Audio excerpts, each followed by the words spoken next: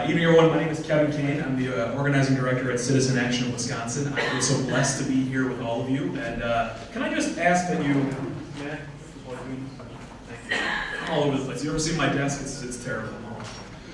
Give yourself a hand because we are here because they promised us on day one they were going to repeal the Affordable Care Act. Give yourself a hand because you were the reason that's not happening. They promised us within the first 100 days that was going to happen. Give yourself another hand because again you said that. Now maybe my math is wrong, but I have it as day 160 that they have yet to repeal or replace the Affordable Care Act. They've had 7 years, however many days anyone wants to count that out to be, to come up with some sort of replacement. And the best we have is this, they call it a something sandwich. I can't quite recall what it is that they refer to that as. But we're here because we are not just looking to go back to 2014 and think that that is the end-all, be-all of healthcare in this country. We are here because we have a vision, albeit muted, albeit a little fuzzy, of where it is that we want to go, what we want to see. But I am darn sure that we want to see a better world that guarantees that every single resident, every single person in this country, all over the world, has quality, affordable coverage that can never be taken away from them, that is always there for them, no matter where they live, what gender they are, what their health history is, what their income is, where they choose to live, and what they choose to do. We all on the same page there? Yes.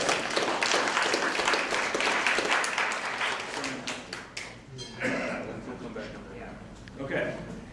Let me tell you a little bit about who I am. I'm the son of a nurse. I'm the grandson of a nurse. I'm the brother of someone who wanted to become a doctor, which drove the nurses crazy. But let me tell you, when I got sick, I didn't get any special treatment. In fact, if it was up to my insurance company, they wouldn't have given me any treatment at all. Because I woke up one morning, having worked many, many jobs out of school, trying to find health insurance between all the various jobs I had in the middle of a recession, trying to be responsible, to do what my mother told me, to go and get health care coverage, to get a job that offered health insurance. My first 8 jobs out of school didn't offer it. To try to sign up for Badgercare, at the time there was a waiting list. To get one of those me-only individual health policies that used to love covering young, male 20-somethings. But when I woke up one morning and I couldn't see, I tell you right there that healthcare, while it wasn't the top concern as a young millennial, became my #1 concern. And I knew at that moment that I needed to make it so we always fought for healthcare, so that the fear that I felt at that time, I would hopefully be the very last person that ever had to feel that fear of what it was going to mean to be blind at 22. And now my insurance company tells me that I have a pre-existing condition, and I want to live in a world where I don't even know what that word means. But we do, and we're hearing it way too much. And if you listen to our senator right now, he wants to bring that back, let alone Paul Ryan. I had no choice but to learn what was in healthcare, to organize, to fight for a better world. It's why you're all here too. We had no choice but to learn how to be more involved. I'm a constant student of health policy. I love to drink all of this stuff in and constantly be talking about it, but I know that it can be difficult. But let's be honest, while this feels like statistics sometimes, it's life and death. And we've all heard, one death is a tragedy, but 1,000 feels like a statistic. We're really talking about statistics in this case. Thousands of people, millions of people, really. So I got very active. I joined Citizen Action. I tried figuring out what we could do to make a better world. I even helped think that we could reform the health insurance marketplace if we just had better actors. I actually got involved with a group that helped found a health insurance cooperative company that now covers 30,000 Wisconsinites. But I walked away because it became quite clear that this system needs radical change. Because you can't just reform the system by having one good actor or 2 good actors. The game is rigged by those who hire the lobbyists, those who hire and be super active in politics. We needed to change policy. We didn't just need to change who was selling you insurance. And I actually want to thank Jim because this is the kindest I've ever heard him on the Affordable Care Act tonight. But I want to be the meanest that I've ever been on the Affordable Care Act tonight in response. And I want to say that the biggest fault, the biggest flaw of the Affordable Care Act, and I'm the guy who's been spending years going around the state talking about how great it is, some of you have seen me do it, is that we have left far too much in control of the for-profit private industry that decided who they wanted to sell to where they wanted to sell, and when premiums and other costs should go up. And let me tell you, the difference between, a lot of people like to say health costs are rising. I say health prices are rising, because prices are something they control.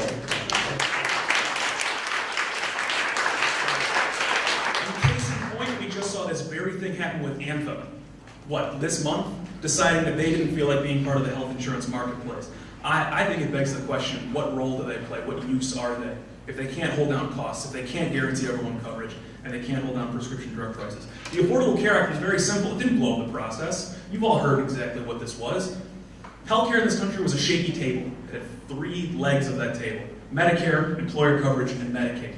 And yes, there was a couple of other ways to get it, but it was shaky. It wasn't very firm. All the Affordable Care Act said, let's add a fourth leg to that table for people who needed individual coverage, for people who couldn't get it somewhere else, to make it firm, to not blow up the system, but to graft something new onto the side of it. With all of its faults and all of its flaws, we wanted to make sure at least those 20-something million Americans had it. But what's being proposed right now, as you've heard, is the idea that we can rip out that leg and think that we can somehow keep the table upright. Best case scenario, we're talking about shaky table again. More likely, the whole thing's coming down. This is the world that's right in front of us. And this is why we need to act. And it's why I've been active in trying to figure out how to organize with many of you guys. And I know this firsthand because who here voted in Dane County in 2014? All right, this is participatory. We're gonna have some fun, right? Who voted in 2014 in Dane County? Or how about Rock County? Give it up, give it up. Rock County, Jefferson County, all of us. Columbia County, okay. Well, I'm holding off on you guys because at that time, you may not have realized this, but you voted on a question: should the state of Wisconsin accept federal funds for Badgercare? Yes or no? We got that question as an advisory referendum on municipalities across the state, in urban, rural, suburban, blue, purple, red, all those guys. Over 1 million Wisconsinites weighed in on that question, and they said, without question, yes. By 76%, the state should accept the federal funds. But at the same time, you know what we learned? While the public is with us on issues, we are a long way to getting politicians who actually stand for these sort of things. And it wasn't because we weren't pushing big, important topics. It was because we lacked the infrastructure and the means to create something that would organize people in every community, that would be there before, after, and during elections and fight for your top issue and your top issue and yours and mine, and recognizing that while yours might be education and mine might be healthcare and yours might be environment, we have a lot in common. We need more people voting. We need more people in public life. And we need to make sure that the companies and the corporations that think that they can just outlast us, outlast our passion, outlast our movements, they can't keep that going. Pharma will do all it can to outlast us. In 2015, we asked that question: what if? What if we could do that? If we could find enough people to hire someone within a very specific timeline. And if we couldn't, we'd cancel everything, because we were not about to take people down a path that couldn't work. Well, maybe some of you may have heard that term, organizing cooperative, since then, because in 2015, 2 years ago, we did it. We did it in Greater Milwaukee. The very first organizing co-op was founded. And since then, we've done it again and again and again. There is an organizing cooperative in Greater Eau Claire, in Greater Wausau, in Greater Green Bay Appleton. We've done it in the Latino community of Milwaukee. We've done it to help fight against right-wing radio in southeastern Wisconsin. And we have proven over and over again that you can create an organization that doesn't need large donors, that doesn't need millionaires, and can't be stopped by Right to Work, and can't be stopped by Act 10, that is owned by you, that listens to you, that has an organizer who must meet with you and hear what you want. Because the issue of the day today is going to be different from the issue of the day next year. But what if the relationships and the structure were here before, after, and during elections to be involved? And that was the vision that we tried to create. And then Trump had it. A little bit of a twist. And we knew that we had to protect the Affordable Care Act because we've been doing so for a very, very long time. He was very clear that he was going to go immediately after it. And so we called a rally. And we expected 200 people to show up. And then 800 people showed up. And we thought, oh my gosh, something big is happening here. And with the help of some of you in this room, we've done it again and again and again. And we've had over 100 actions since January alone. I think I've had 4 this week, where we marched and rallied and sat with purpose, and fought and got media coverage on pushing to fight for a better world, and I'm going to get to this in a second.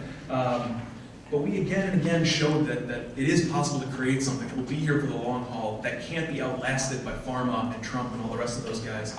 And so, not that long ago, we just launched something new. We call it our Healthcare for All Co-op. Healthcare for All Organizing Co-op. Thanks to the help of many nurses, doctors, community health workers, and patients, the ones that mentioned live in every one of the communities. But we started in southeastern Wisconsin, and we kicked it off at one of those giant rallies. We had over 500 people at that particular rally. And we said, again, what if we did this, we launched a co-op that was owned by you, that fought maybe today to protect the Affordable Care Act, maybe tomorrow against those surprise medical bills that hospitals sometimes throw you, or the cost of things like EpiPen, or maybe we should fight for Medicare for all as long as it takes to get there. What do you think? Yeah? Yeah, let's do it. And so I need your help. Because when we first came up with this idea, we thought that we were going to start in southeastern Wisconsin. And we are. We've already organized over 100 people who are starting to make this project going in only about 13 days. All right, we're 13 days into that 60-day countdown before we cancel everything. But I was invited here because of some individuals who thought, hey, maybe folks in Dane County might want to see something like this too. Maybe there's 250 people in Dane County. Perhaps. So, around the back.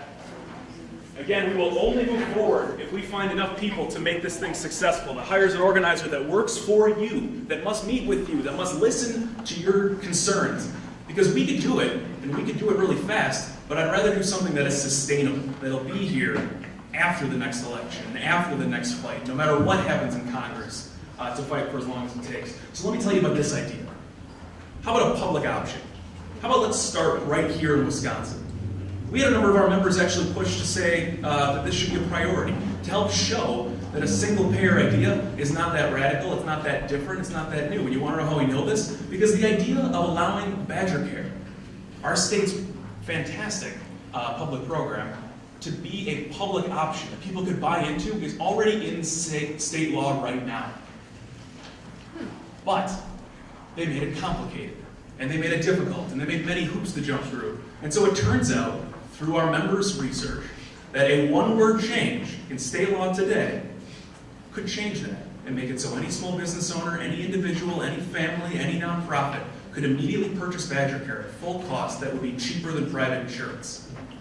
And I'm going to debut to you guys tonight. Next week, Wednesday, at 2 p.m. at the State Capitol Assembly Parlor, you can join the state representative and Citizen Action Co-op member, Eric Genrich and Chris Larson, state rep and state senator, as they announce this for the very first time in Madison. They announced this 2 weeks ago in Green Bay. They have gotten tremendous coverage. And if you think that this is something you're even mildly interested in, I urge you to text that number. Text option to 414-376-6728. And that will tell you everything you need to know once it asks your email, so we can email you the details. Where you need to go. If you are interested in joining us next week, Wednesday, July 5th, 1:45 in the Assembly Parlor to help us announce a public option bill that, again, only needs a one-word change in state law. It is not impossible. It's about as easy as it could possibly be. So, with that, I urge you, continue to call, continue to hold events, but also recognize that this is a marathon, not a sprint. That this is something that we're going to have to organize for the long haul. Come up with aspirational, visionary ideas that go beyond the Affordable Care Act, but help organize. Organize something sustainable and permanent and local and owned by you. Because the issue of today will be a little different than the issue of tomorrow.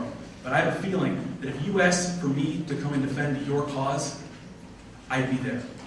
And if I asked you, I hope you would be too. That is the model we're trying to build with the co-op. And I want to build it, whether it's with Physicians for National Health Plans we've started to do, Wisconsin Federation of Nurses and Medical Professionals who are helping us now, and OWR, who has been very, very involved in helping to craft a vision for what a better world should look like. So I'm going to stick around in the back. Thank you so much for your time, and I think I'm going to pass it right back.